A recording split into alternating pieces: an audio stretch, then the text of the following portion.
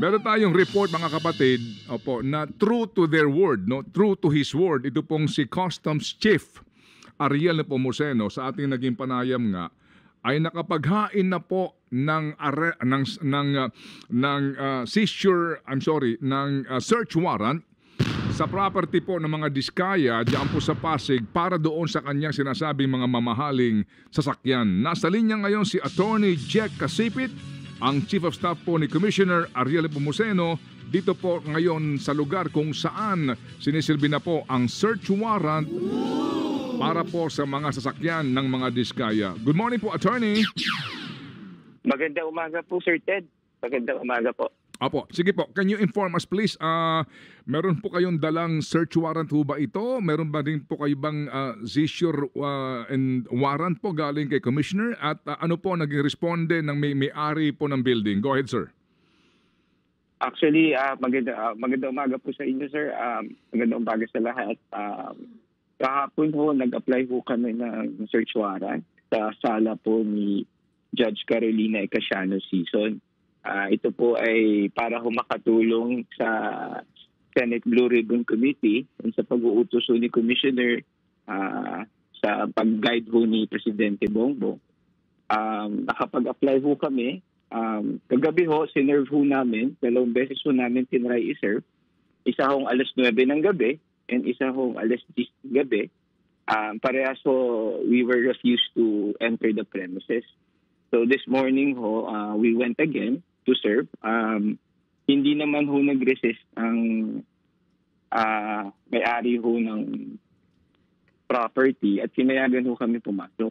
Currently ho ngayon, nag-iikot ho kami, ini-inspection namin yung mga nakaparadang mga sasakyan para ho malaman natin if meron nga hong paglabag sa batas, if meron ba hong hindi nabayaran mga buwis at kung sa kanila ho nakarehistro.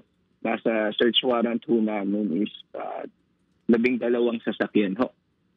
12 lang po, hindi po 38 or 28 gaya po ng binabanggit ni Binibining Diskaya?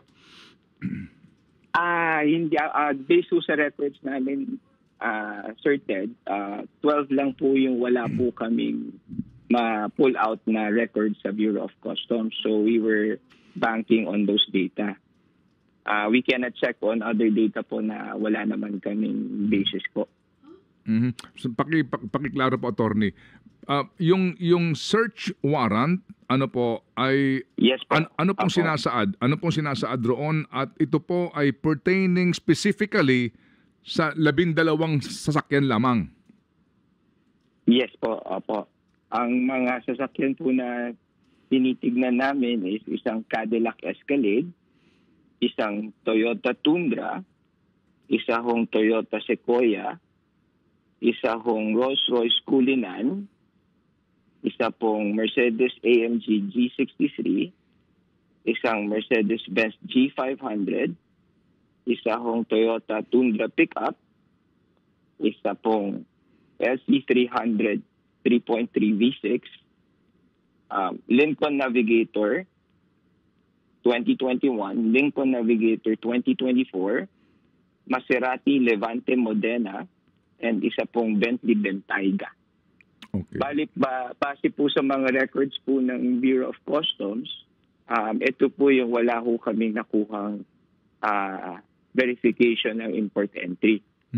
So meron ho kaming probable cause na baka ho hindi nabayaran ng tama yung mga import duties and taxes. Ayun, opo. Kasi po ang husgado talaga mahigpit din dyan, di po ba, Attorney, no? Yes, sir. Opo. Kasi, yes po, Sir Ted.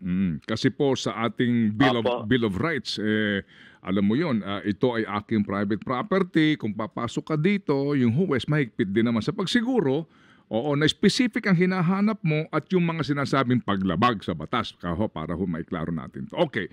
Yung bang tama 12, no? Opo, yung bang Mercedes-Benz Maybach kasama diyan? Hindi po. Okay. Sige. So sir, nangangahulugan na sa record ng customs itong mga sasakyan na ito wala kayong record na ito ay dumaan sa inyo at nakapagbayad ng corresponding at nakakuha ng certificate of payment bilang patunay na nagbayad po ng tamang buwis. Tama po kayo, Sir Ted. Mm-mm. Apo.